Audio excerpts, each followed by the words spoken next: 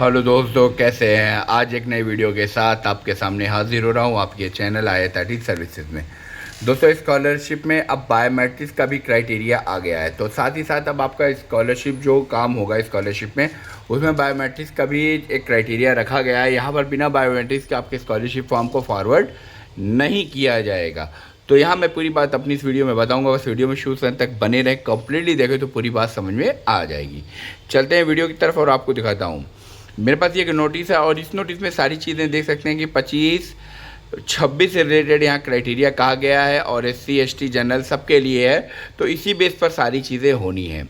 अब क्या है कैसे है तो पूरी बात आप इस नोटिस के ज़रिए आपको मैं क्लियर करूँगा, लेकिन पहले यही आपको बता दूँ कि जो स्कॉलरशिप भरने की डेट रखी गई है वो 10 से लेकर 20 जुलाई तक रखी गई है, जिसमें आपकी स्कॉलरशिप का जो क्राइटेरिया ये मौजूद है। इस चीज़ को आप अच्छे से जान लें, समझ लें, ताकि आपको किसी तरीके की कोई दिक्कत ना आए।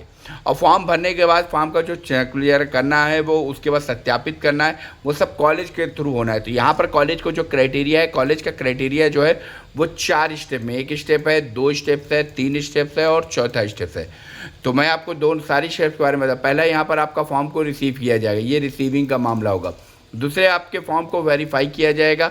तीसरा आपका बायोमेट्रिक्स होना है और चौथा फिर फॉरवर्ड होना है। तो मैं आपको ये चारों स्टेप जो है आपको लाइव जो है मैं वीडियो में दिखा भी दूंगा आगे कि एक नई वीडियो बनाऊंगा। अगर आपको चाहिए तो आप मुझे कमेंट करें कि हाँ क्या नाम है लाइव वीडियो, इस तरीके कमेंट आप लिख के मुझे करें तो मैं आपको पूरा लाइव पे जो है वीडियो बनाकर दे दूँगा।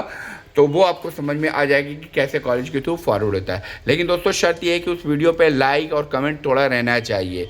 कम से कम 20 कमेंट या क्लियर है, 20 कमेंट और 25 लाइक होते हैं तो मैं इस पर एक पार्ट आपको बना के दिखा दूंगा, ताकि आपको ये मालूम जाए कि कॉलेज के थ्रू कैसे फॉर्म वेरीफाई किया जाता है। ठीक है, तो ये सारी चीज़ें हैं। तो ठीक है, ये तो ये हो गया दोस्तों।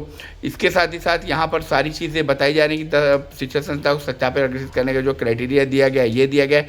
फिर 11 दिसंबर है, 20 है, डाटा लॉक करना है, धनराशि का 24 जनवरी दूसरा चरण यहाँ पे जो दिया गया संताप। अगर फॉर्म छूट जाए तो उसके बाद भी 11 दिसंबर से लेकर 10 जनवरी तक का क्राइटेरिया रखा गया।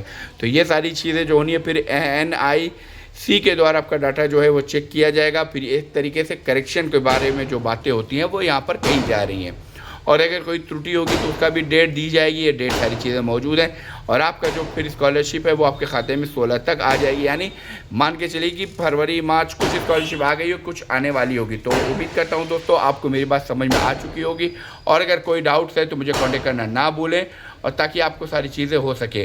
तो यहीं पे ये कहना है कि आपको बायोमेट्रिक होना है और आपके अपने फॉर्म को सही बढ़िया अगर भर ना पाएँ तो आप मुझे कॉन्टैक्ट कर लीजिए फातिमा टेक पर, ताकि आपको सारी बात समझ में आ सके।